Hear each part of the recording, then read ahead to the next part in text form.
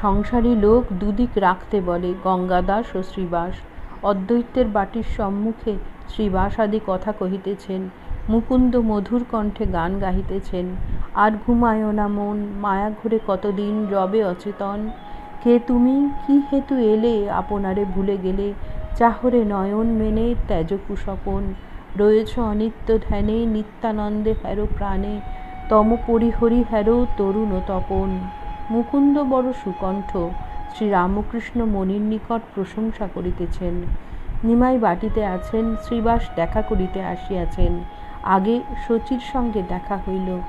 শচী কাঁদিতে লাগিল, বলিলেন, পুত্র আমার গৃহধর্মে মন দেয় না। যে অবধি গেছে বিশ্বরূপ, প্রাণ মন কাঁপে নিরন্তর, পাছে হয় নিমাই সন্ন্যাসী। এমন সময় নিমাই আসিতেছেন। শচী শ্রীবাসকে বলিতেছেন, আহা দেখো দেখো, পাগলের প্রায়, আঁখি নীরে বুক ভেসে যায়, বলো বলো এ ভাব কেমনে যাবে। নিমাই শ্রীবাসকে দেখিয়া তাহার পায়ে জড়াইয়া কাঁদিতেছেন আর বলিতেছেন, কই প্রভু, কই মম কৃষ্ণ ভক্তি হলো, অধম জনম বৃথা কেটে গেল। বলো প্রভু, কৃষ্ণ কই, কৃষ্ণ কোথা পাব, দেহ পদধূলি বনমালী যেন পাই। শ্রীরামকৃষ্ণের দিকে তাকাইয়া কথা কহিতে যাইতেছেন, কিন্তু কথা কহিতে পাইতেছেন না। গদগদ স্বর, গণ্ডদেশ নয়নজলে ভাসিয়া গেল।